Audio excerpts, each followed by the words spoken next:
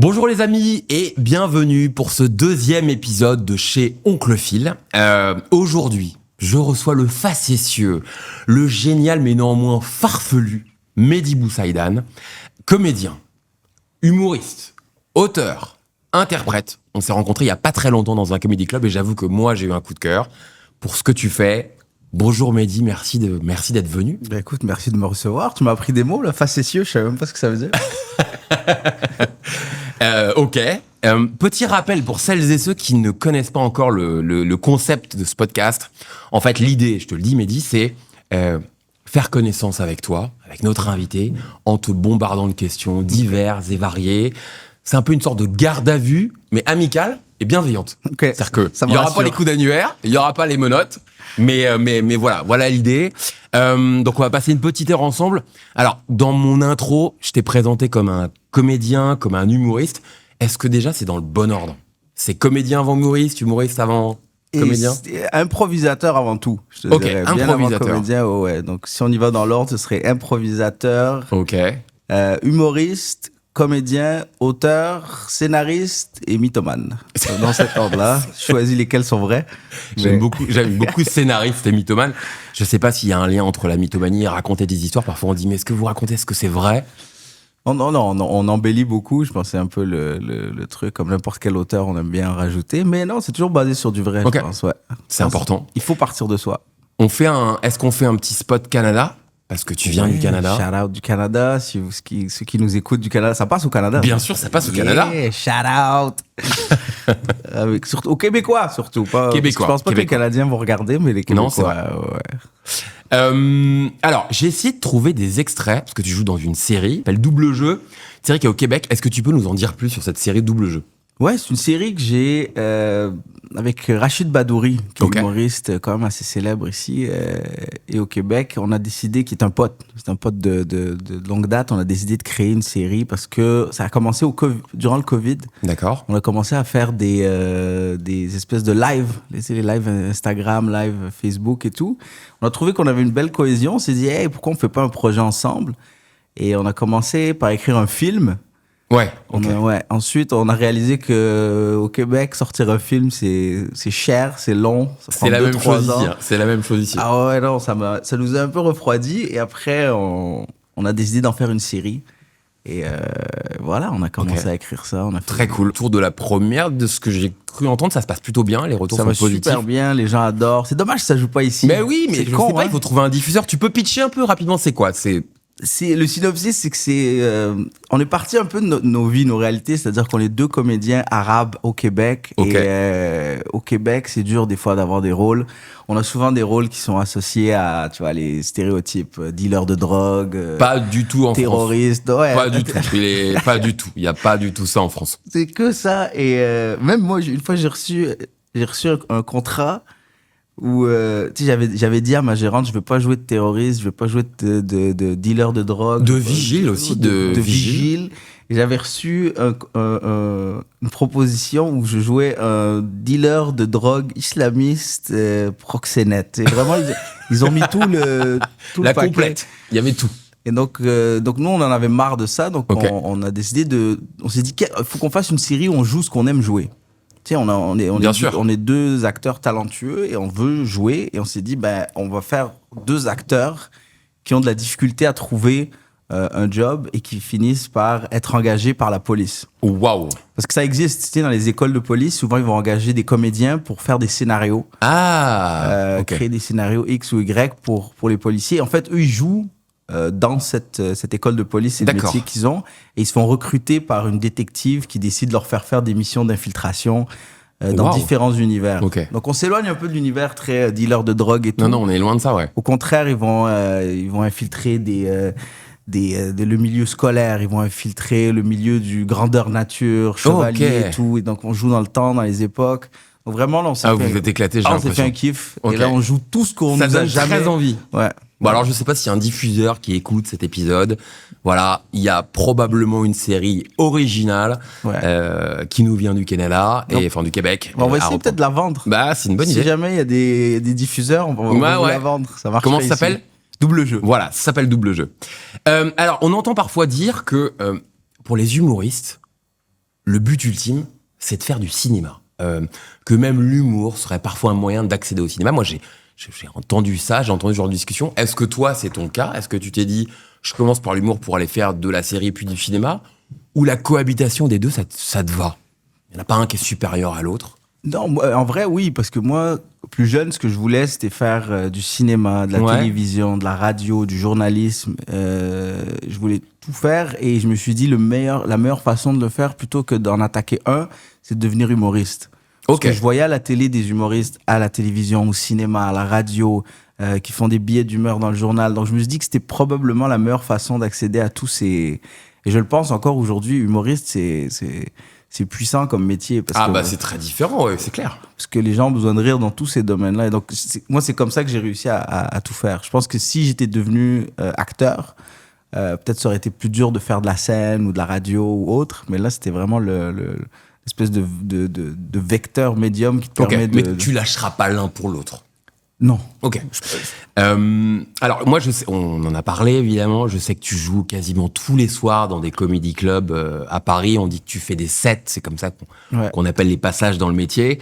Alors c'est des passages 10-15 minutes, ça dépend de l'endroit. Nous au Québec, on dit des beats, mais ça marche pas ici. Ok. On va faire un beat en anglais. À Paris, on fait pas de beat. 7 beats par soir. Mais alors, du coup, ma question c'était, donc tu fais des passages, tu fais des beats de 10 à 15 minutes, mais je sais que tu as aussi un spectacle d'1 heure. Ouais. C'est quoi la cohabitation? C'est quoi la différence entre les deux? Parce que en 1 heure, on a le temps d'installer quelque chose. 10-15 minutes, c'est plus différent. Est-ce que les deux te plaisent? Ouais, j'aime beaucoup les deux. Okay. En fait, il y en a un qui sert à l'autre. C'est-à-dire que les passages servent à travailler des bits de 5 minutes, de 10 minutes. Je m'en remets pas. Et donc, on utilise les passages pour travailler l'heure. Donc, les deux viennent... L'un sert l'autre. Voilà. Rappelle-toi cette discussion qu'on a eue il y a pas très longtemps, qu'on a préparé cette interview. Je te disais, on entend souvent des humoristes qui parlent du fait d'écrire une blague, c'est prendre du recul. Est-ce que tu peux en dire plus là-dessus, sur ce mécanisme qui, moi, m'intrigue énormément, c'est-à-dire... écrire une blague, c'est être toujours en distance. Ça veut dire quoi pour toi? Ça fait longtemps que tu écris des blagues. Et je pense qu'il faut le voir un peu comme une caméra. C'est-à-dire que quand les gens voient un objet, en fait, toi, il faut que tu recules. C'est-à-dire qu'il faut que tu vois un peu l'ensemble. Donc là, on voit juste un verre, mais il faut que tu vois la table, il faut que tu vois qui est autour, il faut que tu vois le décor. C'est là où je pense qu'on dit qu'il faut prendre du recul sur un événement et voir un peu tous les angles que tu peux aborder. Et ça, je pense que c'est un art de le faire. Ça. Et surtout le point de vue aussi, parce que toi, tu vois un verre, mais moi, je le vois pas de la même façon. Le mec caché en arrière derrière le rideau, il le voit pas de la même façon. Donc, c'est vraiment d'analyser un peu la chose et d'essayer de faire découvrir cet angle-là au public. C'est-à-dire, vous voyez ça, tu vois une nouvelle, on va dire le salut nazi de Elon Musk. Tout le monde le voit d'une façon, mais il faut le voir d'un autre point de vue. Essayer de voir du point de vue d'Elon Musk, du point de vue d'un autre groupe et tout. Donc c'est ça les fameux angles, quand les humoristes entre eux disent « Ah, j'adore l'angle », c'est ça. Exact. Et alors du coup, question subsidiaire, qu'est-ce qui, toi, te fait dire « Je sens que cette blague, elle va bien marcher ». Quand est-ce que tu es suffisamment convaincu pour la proposer au public? Quand me fait rire. Ok, quand te fait rire, toi. Ouais. Je sais qu'il y a des humoristes qui se trouvent pas nécessairement drôles, mais moi, je suis mon meilleur public. Ok. C'est-à-dire, je ris seul chez moi quand j'écris, et quand je ris seul et je découvre la blague en l'écrivant, tu vois. Je me surprends et je sais que celle-là, elle est prête. Donc, c'est moi comment on dit, le physio de la blague. C'est toi le physio à l'entrée. C'est moi qui me laisse rentrer. Qui valide ou pas. Okay. Voilà. Est-ce que ce qu'on se dit là, le travail de l'humoriste, on entend dire parfois, est-ce que tout ça n'est finalement pas qu'une question de don inné à la naissance, ou c'est au contraire une question de travail? Moi, je suis de l'école que tout s'apprend. Ok. N'importe qui peut... Donc tout le monde peut écrire des blagues? Tout le monde peut écrire des blagues. Okay. C'est-à-dire, demain, pas tout le monde. C'est-à-dire, tu peux pas te lever un matin et dire, voilà, je suis humoriste. Il y a du travail à faire. Bien sûr. Mais pour moi, l'humour, c'est une discipline qui s'apprend. Moi, je vois l'humour comme des maths. Chaque blague est une équation. Chaque blague correspond à une catégorie de phrases. C'est comme apprendre une nouvelle langue, ou comme apprendre apprendre le français ou l'anglais, où tout s'apprend. Moi, je l'ai apprise Là où on va dire qu'il y a un talent, c'est comment tu vas présenter la blague. C'est sur scène. C'est sûr que là, il y a un charisme. Le charisme, est-ce que ça s'apprend? Je sais pas. Sûrement. Donc c'est un peu comme une combinaison des deux, si j'écoute en creux. Hein. C'est pas... Et c'est surtout qu'il y a des... Pour moi, il y a des humoristes qui sont excellents, mais sur scène, ils n'arrivent pas à livrer non plus. Ils deviennent souvent auteurs. Mais moi, j'en connais. Ils ont une vision incroyable. Ils trouvent des angles de dingue. C'est toujours ça qui me surprend, moi. C'est-à-dire que faire rire, c'est une chose, mais l'angle, c'est vrai que c'est un truc qui est assez... Ouais, c'est que tu peux être un artiste complet si tu arrives à monter sur scène et véhiculer l'angle génial que tu as trouvé. Mais moi, je pense que ça s'apprend. Je pense que n'importe qui... Il y en a que ça va prendre 2 mois, il y en a que ça va prendre 2 ans, il y en a que ça va prendre 6 ans. On dit que c'est long, hein. C'est long. On dit que ça prend du temps. Toi, ça fait combien de temps que tu... Ça fait 10 ans. Ça fait 10 ans. J'apprends toujours. Chaque jour, j'apprends et je découvre. Et donc, pour moi, c'est pas un truc... c'est donc pas pour celles et ceux qui écoutent et qui sont des aspirants humoristes, il faut être patient. Ouais. Ok, merci Mehdi. On va essayer d'en savoir un petit peu plus sur toi. Donc là... Pareil, je vais dézoomer, je vais élargir mon spectre de questions, qui était plutôt professionnel au début. Mais alors, première question que j'ai envie de te poser. Moi, j'ai le pouvoir de changer la fin d'une série ou la fin d'un film. Tu préférais que je change la fin du Titanic ou la fin de Game of Thrones? Alors, je veux pas spoiler pour ceux qui n'ont pas encore vu Titanic, mais a priori, Jack n'a pas pied. Bon. Ouais. Qu'est-ce que tu préférais qu'on change? Titanic. Ouais. C'est-à-dire? Moi, je veux que la fin change. Je veux que Jack, en fait, ne meure pas. Ok. Qu'il se retrouve... en fait, qu'il s'est barré. Il s'est barré. Il se barre. En fait, ce qu'on sait pas, c'est que lui, ce qu'il voulait, c'était pas nécessairement cette relation. Je pense que c'est au moment où elle lui dit « je t'aime » qu'il fait... et qu'il lâche. Donc, on comprend que lui, il voulait pas être en couple. Tout ça, c'était un fling. Ok. Et donc, il lâche. Et en fait, il nage. Et il se retrouve sur une des barques, tu vois. Parce que là, il y a pas de place, a priori, pour lui. Bon. Il y avait de la place. Il y avait de la place. T'avais de la place pour mettre 20 kilos de merguez. Il y avait vraiment le nombre de choses qu'ils auraient pu mettre sur cette plaque. Mais lui, il se casse, mais il réussit à s'en sortir. Ok. Et genre, les années passent et elle finit par le revoir, je sais pas, à New York. Ok. Et là, ça pète. En grosse embrouille. À grosse embrouille. En fait, il s'est barré avec le... Non, il cherche le diamant. Ouais, voilà. Il s'est barré avec le diamant et elle le retrouve et là, ça part. Et la grosse embrouille. Ok, donc ça, c'est une fin raisonnable. Ouais. Pour toi. La vengeance de... Comment ça s'appelle? Je m'appelle plus... Rose. La vengeance de Rose, voilà. Game of Thrones, non, pas du tout. Of Thrones, moi, j'ai pas aimé. Okay. En fait, c'était bon. C'est juste T'as tout regardé? Non, j'ai arrêté. Parce que tout le monde meurt. C'est ça qui me fait chier. Mais on dit... Alors, toi, en plus, qui travaille là-dedans, qui écrit des séries, on dit pourtant que c'est ce qui est assez révolutionnaire dans Game of Thrones, c'est cette capacité de dire... En tout cas, ce que le parti pris des producteurs et du réalisateur, c'est... À chaque fois, il y a des gros personnages, mais il faut qu'ils meurent. Ouais, mais moi, j'ai trouvé ça dur. Parce que je m'attache à un personnage, schlac, une flèche. Ouais. Chaque épisode, et moi, c'est le mariage... la scène du mariage où il bute tout le monde. Ah ouais, les noces rouges. Les noces rouges. J'ai fait, allez vous faire voir. J'en ai marre. En plus, ça créait de l'anxiété. C'est-à-dire, j'étais là, c'est vrai que tu sais jamais. Non. Et là, je sortais de chez moi. C'est ça qui nous met en tension. J'avais peur qu'une flèche me... tu sais, j'étais vraiment en mode, tout peut arriver. Je regardais en haut s'il n'y avait pas un dragon. Ok. Non, donc pas Titanic et Game of Thrones, bof. Ouais. Si t'avais pas fait ce métier, ouais. T'aurais fait quoi? On a dû te poser 1000 fois cette question. Cuisinier. Ah, chef. D'accord. Ok. Ouais. Moi, je suis la cuisine, c'est ma. Donc tu cuisines beaucoup? Passion. Tous les jours. Ok. Tous les jours, je vais au marché, je vais acheter des fruits, des légumes et je cuisine. C'est mon vecteur de calme. C'est comme ça que j'écris aussi, c'est en cuisinant. En cuisinant, ok. Ouais. J'ai mon téléphone, je cuisine, j'ai des idées, j'écris des trucs. Ça me permet de... Il y en a que c'est le yoga, il y en a que c'est le jogging, il y en a que c'est la salle de sport. Toi, c'est la cuisine. Moi, c'est la cuisine. Et du coup, ta recette fétiche ou tes recettes fétiches, c'est quoi? Je fais tout très bien. Je veux pas me vanter, mais je fais tout très bien. Okay. Mais celle que j'ai fait le plus, c'est la chukchuka. C'est-à-dire que je fais une chukchuka, il y a personne qui fait une aussi bonne chukchuka sur la planète. Ok. Tu t'engages là, hein? Ouais. Personne ne l'a fait mieux que toi. Ouais, simple, mais c'est des années de répétition. D'accord, de travail. Voilà. Quand tu passes un casting, est-ce que je l'ai entendu aussi, c'est pour ça que je te pose cette question. Est-ce que t'as un outfit préféré? Est-ce qu'il y a un truc qu'il faut que tu mettes qui va te porter chance ou pas forcément? Idéalement, j'essaie d'être d'amener le moins d'attention sur mes vêtements. C'est-à-dire que même que ce soit en casting, que ce soit dans la vie de tous les jours, je mets toujours des trucs neutres. Là, tu vois, je me suis forcé, j'ai mis un truc beige. Et là, pour moi, je suis dans le... Là, là, c'est Là, ton outfit, on est en folie, là? Là, pendant la Fashion Week de Paris, ce serait ça. Là, je suis vraiment... Mais je pense je privilégie le noir parce que quand tu arrives sur scène ou que tu arrives en casting, si on flash sur tes vêtements, on t'écoute déconcentrer. Donc, plutôt que monter sur scène et que les gens te fassent « ouais, j'ai un pote qui a le même t-shirt. Ouais, c'est moche ou ça, c'est beau. » T'arrives all black. Les gens, ils se concentrent sur ta gueule et sur ce que tu fais. Ok. Alors, cette question, j'hésite un peu, mais je pense qu'il faut que je te la pose parce que je l'ai entendue dans ton passage et forcément, elle me trotte dans la tête depuis un petit moment. Alors, on est entre nous, sans dévoiler trop sur ce que tu dis sur scène. C'est quoi notre plus gros défaut, nous les Français? Le plus gros défaut? Waouh, c'est une bonne question. Vous avez beaucoup de qualités, mais des défauts...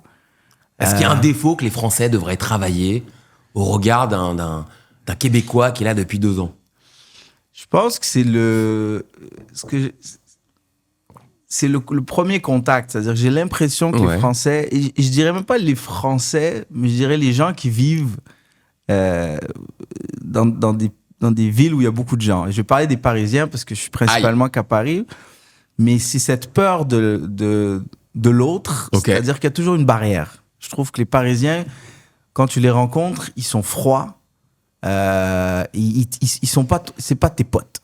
Il faut que tu mérites ta place avec eux. Tu sais que c'est très spécial ce que tu dis parce que Paris, la majorité des gens qui vivent à Paris ne sont pas de Paris, ils sont pas nés à Paris. C'est ça. Ben, en fait, donc en fait, c'est quoi? Ils sont déformés.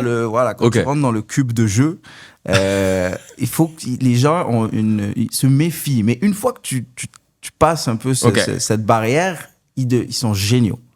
Et là, vraiment, ils t'ouvrent la porte. Mais il faut toujours passer cette frontière. Donc, c'est toujours, je te fais pas confiance. Il va falloir que tu je sais pas t'es qui. Je sais pas t'es qui. Mais bon. Alors que je trouve qu'au Québec, les gens sont... ça, on le dit. Hein. Ils sont gentils dès le départ. En mode, je te fais confiance, ne me déçois pas. Tu peux la perdre. Donc ça, c'est un truc qu'il faut qu'on travaille. Je pense pas. Ou alors, c'est dans le charme des Parisiens. Voilà, moi, je pense que c'est ça. Et on a zoomé très vite sur Paris, mais... les 3 plus beaux souvenirs de ton enfance. Oh, waouh, les 3 plus beaux souvenirs de mon enfance. Prends ton temps. C'est une... Il n'y a peut-être pas 3, hein. Peut-être 10. Ce serait triste qu'il y en ait. Non, mais il y en a peut-être 10. Il n'y en a même pas 3. Non. Les 3 plus beaux souvenirs, je pense que... je pense la première fois que je suis retourné en Algérie. Parce que moi, j'ai quitté l'Algérie quand même tôt. La première fois que je suis retourné et que j'ai revu ma famille. Parce que moi, quand on est parti, je comprenais pas trop ce qui se passait. C'est vrai qu'on en a pas parlé en intro, mais parce que t'es né en Algérie et ensuite parti au Canada. 4 ans, c'est barré. Moi, en une nuit, j'étais dans un autre pays, mais on m'a pas trop expliqué. Et avec, les parents, on peut le dire sans trop de clichés, 2 salles, 2 ambiances. Voilà. On part d'Algérie, on se retrouve au Canada, waouh. Et donc ma famille me manquait. Je pense la première fois qu'on est retourné en Algérie, où je me suis dit finalement on revient. Après on est resté juste 1 mois, on est reparti, mais ça c'était un très beau souvenir que j'ai eu. Je pense aussi. En fait, le départ encore tous mes souvenirs sont liés à l'Algérie, mais il y a eu un attentat une nuit quand j'étais jeune en Algérie. Il y a une bombe qui a éclaté à côté de Alger. Non, on était à Khmis el-Khechna, qui est pas très loin d'Alger. C'était pendant la décennie noire. Il y avait des attentats à gauche, à droite, et il y a eu un attentat pas loin de chez moi. Et donc, bombe qui explose, les fenêtres éclatent, on se réveille en plein milieu de la nuit. Et ma mère, je me rappellerai toujours de cette nuit, ma mère est venue nous chercher, mes frères et sœurs, elle nous a amenés dans le corridor, elle a commencé à chanter des chansons, on a commencé à rigoler, faire des blagues. Et on a passé la nuit dans le corridor à rigoler, pendant qu'il y avait des balles qui pétaient à gauche et à droite. Et le lendemain, l'armée est arrivée, et tout le tralala, mais je vais toujours garder un bon souvenir de cette nuit parce que ma mère a réussi à transformer un événement traumatisant. C'est clair. En. T'avais quel âge? J'avais 3 ans et demi, 4 ans. C'était juste avant qu'on quitte. Et tu vois, j'ai pas beaucoup de souvenirs de mon enfance, mais ça, j'en ai un souvenir comme si c'était hier. Okay. Et encore aujourd'hui, je pense que c'est un de mes plus beaux souvenirs d'enfance, alors que c'est un des plus traumatisants. Et je pense que c'est un peu pour ça que je fais de l'humour, parce que comment tu peux transformer bien sûr, un truc qui est dramatique en quelque chose de... Et j'espère que moi, c'est ce que je fais dans mes spectacles, c'est qu'il y a des gens qui viennent et qui passent des sales journées ou des sales mois, des sales semaines et qui décrochent pendant un moment et qui passent un bon moment et qui réussissent à... Ouais, d'ailleurs, on dit, je reviens sur l'humour, mais on dit souvent qu'on ne... Tu m'arrêteras si je dis une bêtise, on n'écrit pas sur ce qui fait rire, parce que ça fait déjà rire. La capacité d'un humoriste ou d'une humoriste, c'est d'écrire sur ce qui ne fait pas rire et de le rendre drôle. Ouais. Moi, c'est ce que j'aime le plus faire. Ok, bien sûr. Voilà, c'est traiter de sujets qui, à la base, sont durs à traiter et de réussir à faire la prouesse d'en rire. Mais je te dirais que c'est les deux plus beaux. Troisième... un truc sur scène, quand même. Non ? D'enfance. Ah, d'enfance, c'est vrai que pardon. Non, c'était pas... C'est vrai, t'étais pas encore. Sur scène. Moi, j'ai un souvenir... Il y a un commerce qui s'appelle Costco. À Montréal, qui est un truc genre de... On appelle ça wholesale. Ouais, c'est des gros magasins entrepôts où t'achètes en gros. Ok. Et quand j'étais jeune, mes parents allaient faire leur épicerie là-bas et tout. Et j'adorais aller là parce qu'il y avait des livres et tu pouvais lire les livres, ils étaient ouverts, tu vois. Et j'allais lire là pendant que mes parents faisaient leurs courses.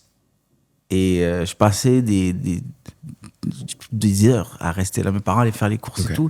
Et je lisais. Quoi, BD, Dragon Ball, tout. Et je me rappelle... C'est précis comme souvenir, ça. Ouais, et je passais des heures et c'était un des plus beaux moments de ma semaine. C'était d'aller avec mes parents me poser et lire.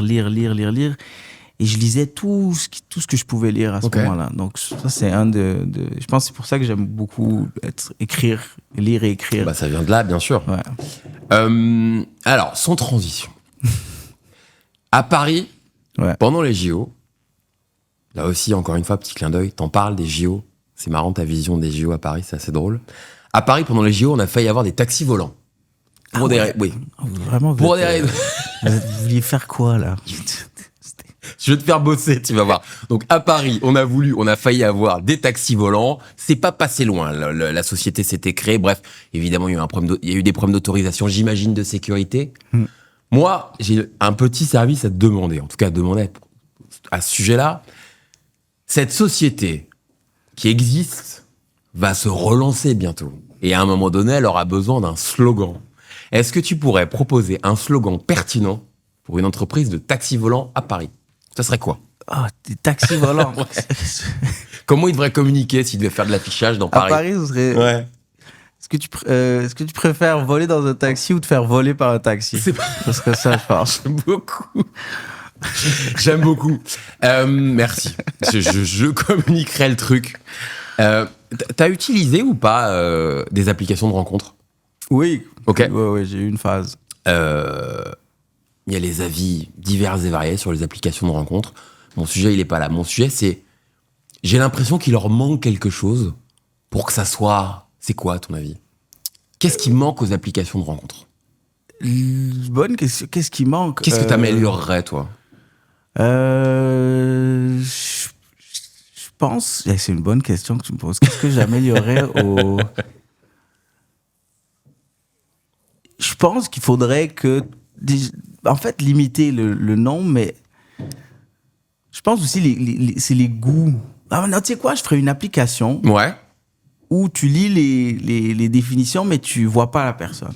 Ah, tu ferais du blind ? Ouais, j'ai jamais vu de blind application. Ça vraiment, là, Mais t'as pas peur que quand les gens se rencontrent, même s'il y a un bon fit à l'écrit, quand ils se rencontrent, quand même, l'alchimie, ça joue, non ? Ouais, mais je pense que ça permettrait aux gens d'y penser deux fois avant de... Parce que ça devient une espèce de drogue ou... Oui, il y a un côté addict, bien sûr. Voilà, on se rencontre, puis... Je suis d'accord. Parce que qu'on le veut ou non, maintenant, il y a des gens qui se rencontrent qui pourraient être des matchs à long terme, mais c'est qu'ils en ont rien à foutre. T'es en date et tu penses à ton autre date. Ouais, parce que là, tu sais, il y a cette scène où t'es là et puis t'es en train de parler à quelqu'un, puis t'as des matchs qui se font, puis t'es là genre, tu sais. Qu'est-ce qui se passe ? Je pense qu'il faut redonner un peu l'importance Je suis d'accord. du date. Donc, vas-y, tu lis. Il peut même avoir un petit audio, genre la personne parle. fais sa description, t'apprends un peu à la connaître et là, tu vas la rencontrer. Ok, donc après, c'est ça que t'améliorerais. Je pense que ouais. Je pense que c'est une bonne piste. Alors, moi, là, c'est mon sujet, c'est ma passion. La pieuvre, comparée à toutes les autres espèces de la planète. Ouais. Depuis pas de l'humanité, mais depuis qu'il y a des espèces sur Terre, la pieuvre est, a priori, l'animal, selon tous les scientifiques, là-dessus, il n'y a pas de sujet, qui a le plus évolué. Ouais. Beaucoup trop par rapport aux autres. Et donc, il y a des théories scientifiques que l'on ne peut pas prouver, mais il y a des théories scientifiques qui disent que cet animal a beaucoup plus évolué que tous les autres, et même l'humain. Et donc, cette évolution trop rapide, elle a forcément été influencée par quelque chose qui ne vient pas de la Terre. Tu vois où je veux en venir ? Ouais. Du coup, est-ce qu'on est seul dans l'univers ? Oh, ouais, putain, moi, je pense pas. Je pense que les probabilités sont trop... Je suis sûr qu'on n'est pas seul. Tu sais, moi, je pense qu'on est même... je pense même qu'on est... Attention à ce que tu vas dire, ouais. C'est un sujet sensible. Moi, je suis de ceux qui pensent qu'on est un programme. Oh, waouh. On est un programme, moi, je te jure, j'y crois. On est en fait un programme et voilà. Je pense que quand tu meurs, tu te réveilles dans un espèce d'endroit avec un écran un peu à la style Matrix, mais qu'on est vraiment un test. Okay. On est un jeu vidéo, quoi. On est vraiment... Mais qui joue dans ce cas-là ? C'est ça. Qui joue? C'est toi qui joues, en fait. C'est juste que toi, t'es couché dans un endroit et t'es en train de jouer. Et, ok. Ouais, j'aimerais, en tout cas. Je suis pas sûr que c'est ça, mais j'aimerais beaucoup. Et je pense qu'on est un programme. Ça se pourrait, hein. Okay. Ça se pourrait que ce soit un putain de programme, que personne en soit sorti, juste quand tu meurs. Et en fait, tu peux peut-être revenir avec un autre personnage. Ah, bien, j'aime ça. Là, l'idée me plaît beaucoup. Ouais. Et tu peux pas le dire. Ok. Et donc à la question, est-ce qu'on est seul ? La réponse, évidemment, pour toi, c'est non. Non, on n'est pas seul. Je pense qu'on n'est pas seul. Mais alors, est-ce qu'ils sont... Pas être en boucle là-dessus, mais est-ce qu'ils sont... Je dis ils, ils sont venus, ils sont repartis, ils sont là. Ah, ils sont là, ils regardent. Ils sont là, ils regardent. On est soit un jeu vidéo, soit une grosse télé-réalité. Ok. Et ils nous regardent et ils s'amusent à mettre des petits trucs à gauche et à droite. Genre, il y a des personnages dans la télé-réalité qui sont qu'ils implantent. T'sais. D'accord. Ils font comme, on va mettre Elon Musk. Il fait, ok, c'est vrai. Ils nous le mettent et ils regardent. Ils regardent comment on se démerde. Je vais pas mettre une pièce dans la machine, mais lui, c'est vrai qu'on peut se poser des questions. C'est un personnage de la télé-réalité. Lui, il est payé par la prod, là, c'est sûr. Ils lui ont donné tous les codes, lui, tout le cash et tout. Lui, ouais, c'est vrai. Il a tous les cheat codes, lui. Ouais, et ils envoient des petits trucs comme ça et ils regardent comment on réagit. Moi, je pense que c'est comme ça. Ils sont là, on est juste du divertissement pour eux. Tu voyages ? Beaucoup. Ok. Ton plus beau voyage, c'est où ? Moi, mon coup de cœur, ça restera la Thaïlande. Ah, yes. Moi, je suis un fan. Il y a longtemps. Ok. Je suis allé par hasard. Moi, je fais des voyages coup de tête. Ok. C'est-à-dire que je prépare pas mes voyages. Je prépare une période et je me renseigne un peu quelques jours avant et je me dis allez, je pars seul. Tu l'as fait solo ? Solo, la Thaïlande. Je fais souvent des voyages solo aussi. Moi, j'ai adoré. Trop bien. Je suis allé en Thaïlande solo et j'ai découvert des endroits magnifiques. Pas la Thaïlande Phuket. Non, mais je vois très bien. Il y a des perles, je dirais même pas où parce que je veux pas qu'ils y aillent. Mais il y a des îles cachées. Ok, il y a des îles cachées, c'est vrai ? Ouais, je suis allé et j'ai découvert la... Près de Koh Lanta, non ? Non. De l'autre côté. Ok, il veut pas dire. Ok, il veut pas dire. Mais quelque part en Thaïlande. Ouais, Phuket. Allez tous à Phuket. Phuket, Pattaya, c'est les spots. Non, mais c'est parce que je fais beaucoup de plongée. Maintenant, je voyage pour faire de la plongée en apnée. Ah, yes, ok. Ouais, moi, c'est mon sport préféré. Ok. Sport de gros, d'ailleurs. Pourquoi tu dis ça ? Bah, tu coules. Tu fais rien. Il n'y a aucun effort, aucun cardio, tu coules. Mais c'est qu'il faut que tu te bats contre toi-même, en fait. Tu te bats contre ton instinct de survie.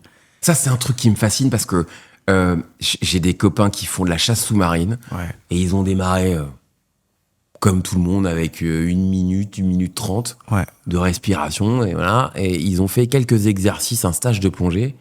Les mecs, ils font des 4 minutes, 4 minutes 50. Mais parce que j'ai vu aussi sur ton Insta que tu descendais, enfin tu tenais longtemps. Ouais, là je fais 5 minutes en statique et jusqu'à 3 minutes 30 en descente. Putain. Bah, ça m'impressionne, ça. Ouais, mais... C'est que des exercices? C'est que des exercices. Okay. C'est-à-dire que t'as pas besoin d'être bon. Il faut juste que tu fasses des exercices avant. Tu sais, quand je te dis tout s'apprend.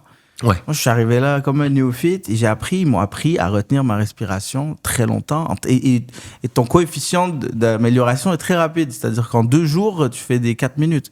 Alors moi, il y a un truc, tu me diras si c'est une bêtise, moi, il y a un truc qu'ils m'ont raconté et qui m'a fait assez rire.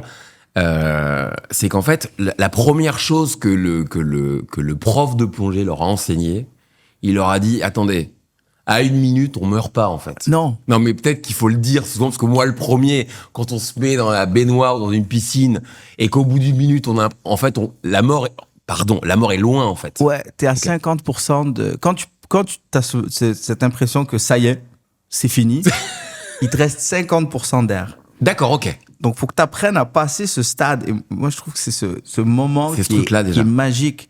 C'est-à-dire que t'es sous l'eau, t'es à 10, 15, 20 mètres et t'es là, genre, c'est bon, là. Ok, donc tous les gens qui nous écoutent, à 1 minute, 1 minute 30, c'est pas la fin, il y a le double.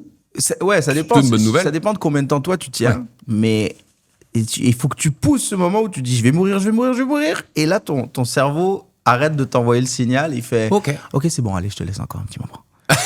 Ah ouais, il est cool quand même. Moi, je le compare à, tu sais, quand t'as vraiment envie de pisser. Ouais. Et tu te dis, je vais me pisser dessus, mais que t'as nulle part où pisser. Tu retiens et en fait après ton corps il fait ok je te laisse j'enlève encore ce message. Je t'enlève, ouais. Okay. Le problème c'est qu'après tu reçois peut-être plus le signal. Alors là donc là faut que ton autre 50% faut que tu le gères bien. Ok. On parle un peu de cinéma. Bien sûr. Je t'ai préparé quelques petites questions 7e art. T'es plutôt cinéma ou team Netflix? Est-ce que tu vas encore au cinéma? Oui, mais ouais, j'y vais, mais je suis un peu... Tu sais, faut que j'attende vraiment des films... Ah ouais, ok. Tu sais, j'aime bien aller voir des films que, voilà, je vais pas faire mon connoisseur, mais j'aime bien... Connoisseur. Mot contre triple connoisseur. Voilà. On l'aime beaucoup. Mais il faut que ce soit des films... déjà, tu sais, ce ne sont pas des blockbusters ou des trucs. Je trouve que maintenant, il y a comme une espèce de gentrification au cinéma où ils mettent tous les acteurs dans le même film, ils mettent tout. Oui, j'avoue. Il n'y a plus de bons. Il y a un effet Marvel. Voilà. Pour ne pas aller plus loin. Et j'aime pas, moi, ce genre de film-là, ça m'intéresse pas, mais j'y retourne souvent pour voir quelques films à gauche, à droite, mais je t'avouerais que je passe plus mon temps à regarder des films Netflix. Mais il y en a des très bons aussi. Hein. Alors, du coup, question suivante, c'est quel est pour toi le meilleur film de Christopher Nolan? Je te dirais... C'est lui qui a fait Inception, non? Ouais. Inception, Tenet, Memento, les Batman. Les Batman, je pense que je dirais Inception. Inception. Moi, j'aime les films qui te restent dans la tête pendant 8 jours après.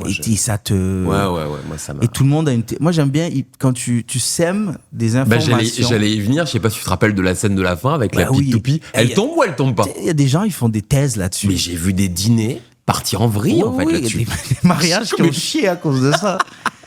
Et moi, j'ai un pote, il a la toupie, mais tu sais, ils en ont fait maintenant avec des batteries. Ok. Et donc, elle arrête jamais. Et souvent, en soirée, il la sort et il la met, et les gens, ils deviennent fous. Ils sont là, tu sais, en plus, moi, je t'ai dit, on est dans une simulation et tout. Oui. Donc, tout le monde regarde la toupie pour ça. Tout le monde regarde la toupie et personne n'écoute. Putain, quand est-ce qu'elle arrête, cette toupie? Il y a que lui qui sait qu'elle a une batterie, en fait. Ça va durer 12 heures. J'aime beaucoup. Donc, du coup, pour toi, c'est Inception? Inception, j'ai beaucoup aimé. Ouais. Même question sur Tarantino. Waouh, Tarantino. Moi, j'ai beaucoup aimé. J'aime les westerns. Moi, donc, yes. Mais j'ai aimé The Hateful Eight. Ouais. Ouais, j'ai adoré Les 8 salopards. Les 8 salopards, voilà. J'ai adoré comment le film évolue. Les personnages. Chaque personne, je trouve qu'il fait un travail exceptionnel sur. Alors, c'est pas Django, du coup? Non. Ok.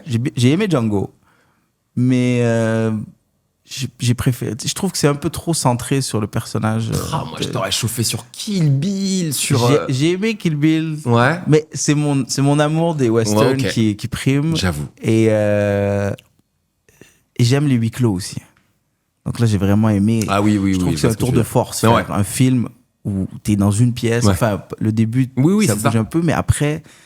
Je sais pas, j'aime les huis clos. Je trouve que c'est là que tu vois vraiment la plume et le talent. C'est que t'as presque aucun autre médium pour t'aider. J'avoue. Aucun point de vue extérieur. C'est vraiment le dialogue entre les personnages et je trouve que c'est fort. Du coup, au Québec, on se sent plus proche du cinéma français ou du cinéma américain? Américain. Je pense qu'au Québec, on consomme beaucoup de films. J'ai dit au Québec, j'ai pas dit au Canada. Ouais, au Québec. Je pense qu'il y a beaucoup...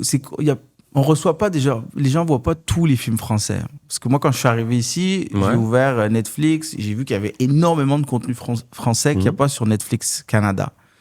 Tu sais, les Netflix proposent pas nécessairement tout le contenu. Voilà. Donc, je pense que les Québécois consomment plus de films américains en général. Ils essayent le plus possible de consommer des films québécois. Typiquement, un Monte Cristo, il est pas... Monte Cristo, ça passe, parce que c'est quand même les grosses prods, mais il y a plein de films qui passent pas. Qui sortent dans des petits cinémas de quartier. Mais je pense que la majorité consomme des films américains. Il y en a quelques-uns, mais tu demandes à un Québécois quels sont son top 10 des films français. Il va avoir du mal. Ouais, il va avoir du mal. Du coup, le meilleur rôle au cinéma de Leonardo DiCaprio. Waouh! C'est dur, ça. Il est bon. Je l'aime beaucoup, Leonardo. Léo, il en a fait des bons. J'ai beaucoup aimé celui où il dort dans un ours. Il dort dans un ours, t'as raison. Il ouvre un ours, tout. En plus, il a gagné l'Oscar. Non, c'est quoi le film? C'est le... Oh là là. Où il a eu un Oscar d'ailleurs. Ouais, c'est pas de... C'est le... Ah, je sais plus, je vois très bien. J'ai trouvé cool. Ok. Qu'est-ce qu'il a fait d'autre qu'on a aimé? Departed. Oui. Departed, que j'ai beaucoup aimé, mais qui est un remake d'un film coréen. Bien sûr, Les Infiltrés. Ouais, que j'ai beaucoup aimé. Mais... Aviator. Je l'ai pas vu. Ah, t'as pas vu Aviator? J'ai pas vu Aviator. Lucky you. Ouais, j'attends un moment, je pense. Ah ouais, il faut que tu le fasses, il est fou dans ce film. Mon 35e anniversaire, je m'enferme chez moi. On va pas tous les faire, il y a Gatsby. J'ai pas trop aimé, moi. Ah bah non, pas trop. L'univers Gatsby, c'est un peu perché. Hein, ouais, c'est pas... Ok. Alors, du coup, là, c'est ta casquette scénariste, réalisateur, auteur surtout. Le meilleur scénario ou la meilleure idée originale adaptée au cinéma, pour toi, c'est quoi? Waouh. Meilleur... Moi, je suis très sensible aux idées originales. Ouais. C'est ça qui me... Waouh, c'est une putain de question. C'est peut-être pas forcément un truc grand public. Hein. Ouais. Mais le truc que t'as vu où tu dis, putain, l'idée est folle. Tu vois, par exemple, je reviens, mais Inception, pour moi, le concept d'Inception, il y a toute la réalisation, il y a tout de l'argent. Mais cette idée de départ de dire, il n'y a rien de plus fort qu'une idée dans la tête de quelqu'un, moi, ce pitch est fou. Moi, je dirais que là où je trouvais que c'était un coup de force, parce que je crois que c'est sorti, je sais pas, je sors une date, mais c'est entre 2012 et 2015, c'est Wall-E. Ah oui. Et j'adore Wall-E parce qu'à chaque fois que je le regarde, je me dis, mais c'est plus juste un film, c'est un truc genre de prédiction, parce que j'ai l'impression qu'on devient de plus en plus comme les personnages dans Wall-E, et tu sais, qu'on est assis. T'as un truc avec ça, hein? Ah, ça m'a fasciné. On fait que polluer, on est assis chez nous, et on prend du poids, on grossit, et on commande. Tu veux bouffer, t'as Uber Eats, t'as besoin de ça, c'est Amazon, et on est juste là à consommer de l'information, consommer de la bouffe, consommer que des plaisirs ou des trucs qui stimulent ton hormone du bonheur, et on est là devant l'écran et on consomme.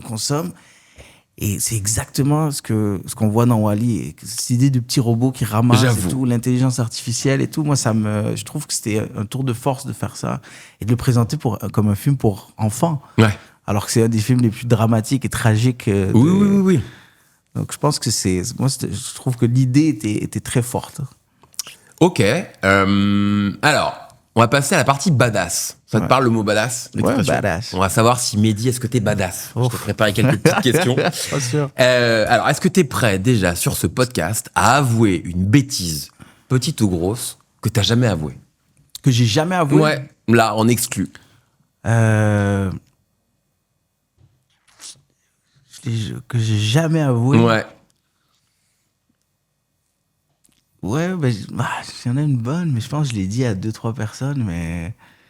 Oh, que j'ai jamais avoué. Oh là là, c'est fort. Récent ou ancien? Quand j'étais jeune, mon frère avait un chandail de foot de Zidane 98. Wow, ok. Un vrai. Qui était pour lui un Graal. Et là, il va le découvrir, là, ton frère. Il regardera, je suis pas mal sûr qu'il tombera pas là-dessus. J'espère de tout mon cœur qu'il tombera pas là-dessus. Sinon, c'est le dernier podcast que vous allez me voir faire. Et un jour, il voulait jamais que je le prenne.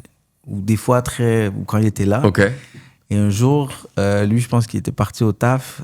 Et je me réveille et c'était la journée, genre, moi je suis allé dans une école privée où on était toujours en uniforme. Tu vois. Et c'était la journée sport. Il y en a une dans l'année où tu peux te pointer à l'école avec un chandail de sport. Et moi, je suis allé fouiller dans ces trucs et j'ai pris le chandail de Zidane et je l'ai mis dans un sac.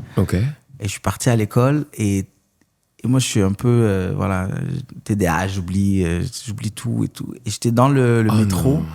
Et j'avais mis le sac à mes pieds et je suis sorti et j'ai quitté et j'ai laissé le sac avec le chandail de Zidane 98. Et il croit qu'il est où, ce truc? Il pense que c'est lui qui l'a perdu. Ok. Je te laisse avec ton frère t'expliquer, mais t'es un peu badass. Ok. Je sais pas pourquoi j'ai dit ça. J'espère que ça se rendra jamais. Tu conduis voiture? Ouais. Ok. À Paris ou... Non, jamais de la vie. Jamais à Paris, ok. Jamais à Paris, à Montréal. Du coup, à Montréal. Ouais. Du coup, c'est quoi ton insulte préférée en voiture?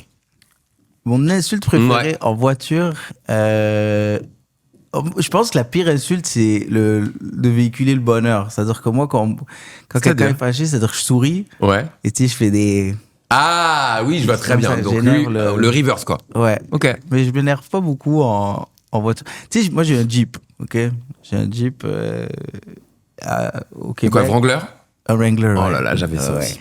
Et moi, je m'énerve rarement en voiture. J'essaie de garder mon calme parce que faut pas s'énerver en voiture parce que c'est une arme. Bien sûr. C'est comme si tout le monde s'énervait armé. Et quand je roule, tu sais, les Jeeps se font des saluts. Oui. Il y a un salut Jeep. Oui, et moi, oui. j'ai un Jeep parce que il y a des saluts Jeep. C'est-à-dire que moi, à la base, je l'avais eu en location et je comprenais pas et je roulais et des mecs qui me saluaient. Ouais. Et j'étais là, il y a erreur sur la personne. Je le connais pas, ce gars. Après 15 personnes, et j'ai compris qu'il y a un salut Jeep qui est lié à la Deuxième Guerre mondiale. C'est le V de la victoire? Non, c'est que les Américains, comme c'est des véhicules américains, ils se faisaient un signe au cas où c'est des ennemis qui avaient volé un véhicule. Donc ils se faisaient ça comme signe. Et l'ennemi, ce que je trouve aussi un peu con, parce que pourquoi? Je sais pas, t'es un nazi, tu vois les Américains ils font ça, ils vont faire, tu sais, les nazis vont pas faire qu'est-ce qu'on fait, je sais pas, il a fait ça. Tu sais, fais le signe, tu sais. Mais bref, et c'est resté de faire le signe Wrangler. Et le seul moment où je m'énerve en voiture, c'est quand je vois un Jeep Wrangler, que je lui fais le signe et qu'il le fait pas. Ah ouais, ok. Là, des fois, j'ai envie de le suivre. Plus dans ma team. Il faut que tu le fasses, frérot. On est dans la team, frérot. Ok. T'as vu le film 127 heures? C'est le mec qui reste coincé? Ouais, j'ai vu. Qu'est-ce que tu ferais, toi? Waouh, moi, tu sais, je pense que j'aurais fait comme lui. Ah, il y a deux teams, hein. Il y a deux teams. Il y a la team, moi je fais rien, je meurs. Et il y a la team. Ah non, moi je coupe. Ok, on rappelle. Ouais, pour ceux qui l'ont pas vu, effectivement, c'est un mec qui se coince le bras entre deux rochers. 1 heure, 2 heures, 3 heures, 10 heures se passent. Il y a plus d'eau, il y a plus rien à manger. Ouais. Plusieurs jours, je crois même. Non, enfin, du coup, 127 heures. 127. Et à un moment donné, il décide de se couper le bras. Ouais. Se couper, l'avant-bras avec. Je pense même, moi, j'aurais fait. Si c'était moi, le film aurait duré 3 heures. Ah ouais. Toi, t'aurais coupé au bout de 3 heures? Je me dis, si après 127 heures, t'es plus faible. Ouais, t'as moins de force. Ouais, parce qu'il faut. Bon, on passe les détails, il faut couper l'os, les tendons. Enfin, c'est. Je pense qu'il faut casser l'os, déjà. Première chose, tu casses l'os. Ok. Et après, tu coupes. Mais, ouais. Waouh. Tu dois tomber 17 fois dans les pommes pendant le truc, c'est compliqué. Sûr. Ouais, tu tombes. C'est le niveau de douleur. Après, t'as déjà eu une rage de dents? Ça m'est arrivé, ouais. Je suis sûr que ça, c'est encore pire. La rage de dents que se couper le bras? Ouais. Oh, ouais, t'es chaud, là. Ah, ok, peut-être j'exagère. Mais okay. Ouais, un peu, ouais. Tu pourrais jouer dans un film pour adultes, une scène soft? Non. Non, jamais. Ok, jamais. donc à la question, la scène hard encore moins, pas du tout. Ah non, je pourrais pas, jamais de la vie. Ça, c'est la limite. Je pourrais pas, je veux dire, c'est... Non, mais tu pourrais pas jouer un rôle où t'es habillé. Ah, peut-être un autre rôle. Oui. Genre, c'est qui, moi? Non, mais c'est un film porno, mais t'as un rôle soft. Tu pourrais, ça. Donc, eux, ils baisent, mais moi, je joue le. Oui, tu joues serveur. exactement. Pourquoi pas? Je sais pas. Ok, d'accord. Mais non, mais parce faut que ce soit un personnage complexe. Faut que ce soit un personnage complexe. Donc, un serveur qui.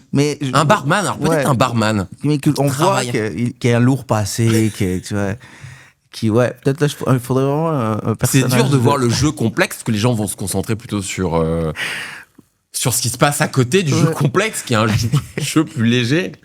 Mais ce serait drôle, tu sais. Il baise et tout, putain, là, il lâche pas le personnage, mais lui, il le tient fort. Je vois très bien. Tu sais, le mari qui les prend, il dit, mais qu'est-ce que vous faites? Ouais. Pourquoi vous faites ça? Ils sont là, calme-toi, frérot, juste, tu les regardes faire le, non! Jamais! Et qui rêve dans son jeu très intense. Ok. On va passer à la rubrique Bienvenue en absurdie. D'accord. Alors, l'absurdie, bon, c'est un mot qui veut dire beaucoup de choses et pas grand-chose. Je vais te citer des faits divers et tu vas rebondir dessus ou pas si ça te parle. Ok. Alors, 2024, 32% des hommes ont avoué avoir simulé l'orgasme. Ah ouais. 32%. 32%, je trouve que c'est beaucoup. Dans le monde? Oui. Putain, ok, c'est vrai, c'est énorme. Ouais, c'est beaucoup. Moi, on m'a jamais... Toi, t'as jamais simulé d'orgasme? Simuler l'orgasme? Non, mais c'est déjà, c'est... Pour un homme, hein, je veux dire, il y a quand même un visuel. Oui, il y a un visuel. On est d'accord. Tu simules le truc, c'est... Ok, c'est étrange. Le chiffre est étrange. Un sachet de maillot caché ou... Comment tu simules le... Je sais pas, mais 30... Moi, on m'a pas consulté pour sondage. D'accord. 6 Français sur 10 regrettent d'avoir changé de job après la pandémie.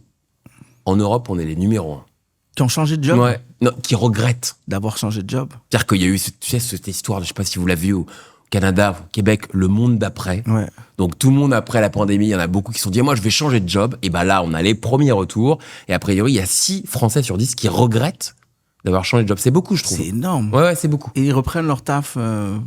Le sondage ne le dit pas. Moi, je me suis arrêté sur cette information que je trouve assez étrange, qui m'a fait rire. C'est drôle parce que nous, au Québec, pendant la pandémie, les gens ont commencé à faire du pain. Tu sais, tout le monde, c'est... À faire du pain? Ouais. Nous, on a très peu de boulangeries, contrairement à vous. Donc, les gens commençaient à faire du pain, je sais pas, chez eux. C'était devenu une passion. Mais j'imagine que vous, je sais pas, c'est pour ça que je me dis tout le monde a dû changer de job. Parce que vous avez tellement de boulangers. C'est vrai. Genre, vous avez fait quoi, vous? Vous avez fuck it, on change de job, carrément. Et maintenant, ils regrettent. Ils regrettent. Il vous aurait fallu faire one boulanger, vous auriez pu garder vos jobs. En 2013, cette info me travaille encore. En 2013, un homme de 80 ans et son fils de 42 ans sont enfin sortis de la jungle au centre du Vietnam, où ils s'étaient cachés pendant la guerre, donc du Vietnam, pendant 40 ans. Ouais. C'est dingue. Je la trouve folle, cette info. Moi, je l'aurais. Si j'avais été la première personne qu'ils avaient croisée en sortant, et ils me disent qu'est-ce qui se passe avec la guerre, j'aurais fait cachez-vous. Retournez. Mais voilà, la question c'est, ils se sont cachés ou ils se sont perdus? Et là, il y a deux écoles.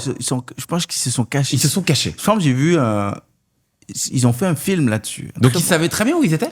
En fait, ils se sont cachés et je pense qu'il y en a un qui voulait quitter, l'autre, il l'a convaincu que non. C'est quoi? On sait pas, il faut rester...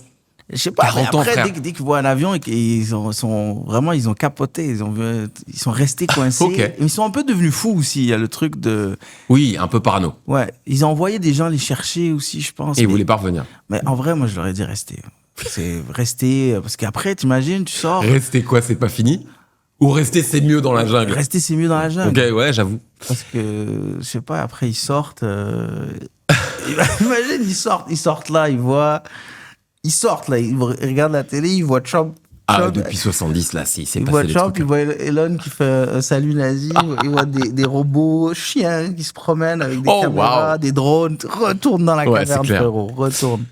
$50,000 de salaire annuel pour la personne qui roule des joints à Snoop Doggy Dogg et son entourage. Ouais. Il a un salarié, il paye cette personne $50,000 par an. Je trouve ça fou, moi. C'est dingue, hein, $50,000. C'est son job. Alors imagine combien il paye de weed par année. Putain. Mais c'est... Je sais pas, c'est un beau job. J'arrive pas à... Moi, déjà, j'aimerais ça voir le joint, comment il roule, parce que... Il est très à l'aise, hein. Je l'ai vu dans un podcast, il en parle. Chez Joe Rogan, il en parle. Il dit, voilà, moi j'ai mon rouleur de mon joint. rouleur professionnel. Il roule des joints toute la journée pour moi et mon entourage. Ça, c'est peut-être le job. Moi, si c'était lui, je ferais une école. Ouais, je pense. Rouleur de joint. Rouleur de blunt. C'est dingue. L'aéroport de Dunedin, en Nouvelle-Zélande, a récemment interdit les câlins de plus de 3 minutes lors des départs.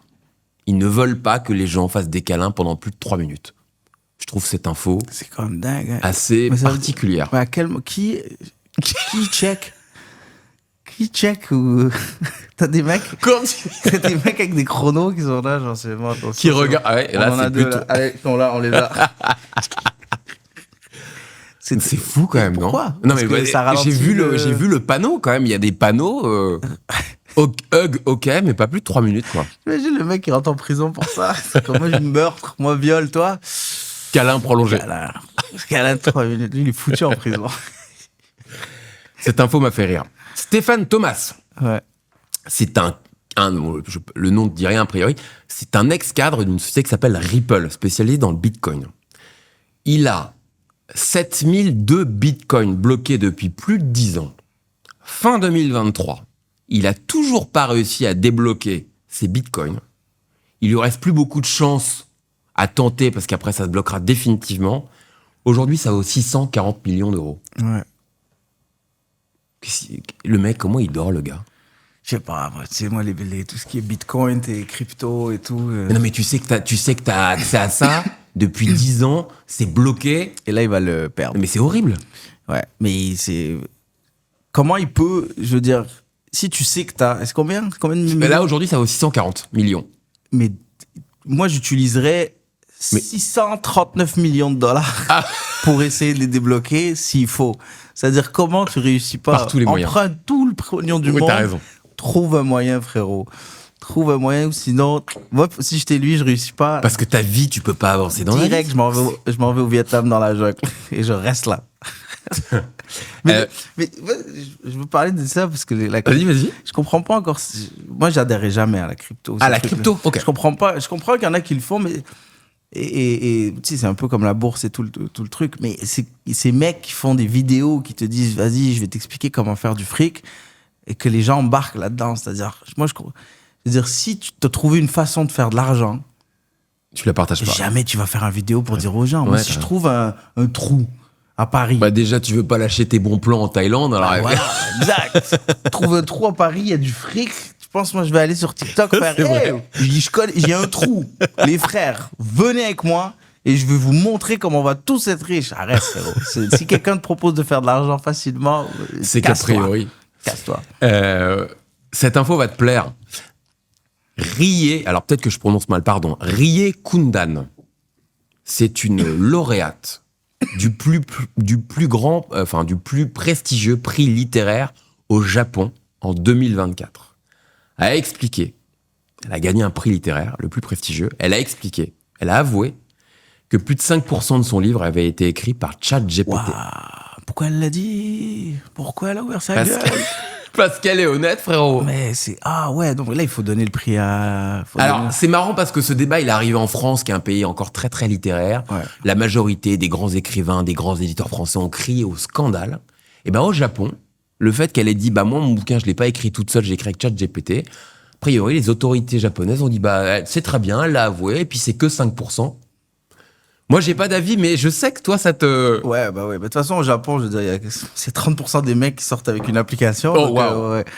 Donc, je pense qu'eux, ils l'auraient toléré, mais moi, j'ai peur. C'est particulier. Moi aussi. J'ai peur parce que... Toi, en tant qu'auteur, en plus. Ouais.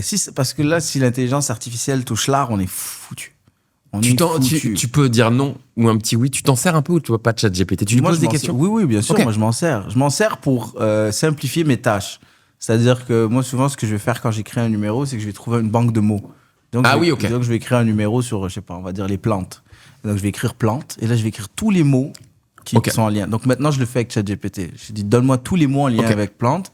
Comme ça, quand j'écris, ça me donne des idées, des angles. Mais d'écrire comme ça des blagues, moi, ça me fait peur. Je veux pas nourrir ça parce que maintenant, tu vas pouvoir dire... Tu sais, ils l'ont fait déjà avec George Carlin, l'humoriste américain, qui est mort. Et il a sorti un spectacle l'année dernière dans l'algorithme. Et ils ont dit, ben, écris un nouveau spectacle avec ces thématiques-là. Et là, tu as George Carlin, tu l'entends en audio, et c'est sa voix, c'est ses intonations. Donc, moi, je perds mon travail demain. Oui, j'avoue. Si quelqu'un, ils vont faire... Plutôt que d'aller me voir, moi, faire un spectacle, tu vas écrire Bill Burr et tu vas choisir tes sujets. Tu vas dire, moi, j'aime la moutarde, j'aime le patin à roue lignée. Tu vas écrire Bill Burr. Ouais, mais oui, je suis d'accord. Donc là, on est foutu. Donc, on va s'arrêter là-dessus. Ok. Parce que c'est la fin. Merci beaucoup, Mehdi, d'avoir été là. Moi, j'ai passé un super moment. Pareillement, c'était très cool. Rapidement, où est-ce qu'on peut te voir jouer en ce moment? Toujours au Sacré. Ok. Donc, le mercredi, je joue 2 fois par mois. Vous pouvez m'ajouter sur les réseaux sociaux, Instagram et tout. Je fais des spectacles toujours au Sarfati. Tu mettrais toute ton actualité Sarfati, dans la... Sacré, je suis dans pas mal de comedy clubs. Et voilà, je reviens bientôt pour un spectacle complet dans une autre salle. Trop bien. Ouais. Trop bien. Je mettrai ton lien, ton Insta sur le lien YouTube. Yes. Merci beaucoup les amis d'avoir passé cette heure avec nous. Merci Mehdi. Merci à toi. Et puis à bientôt. Ouais.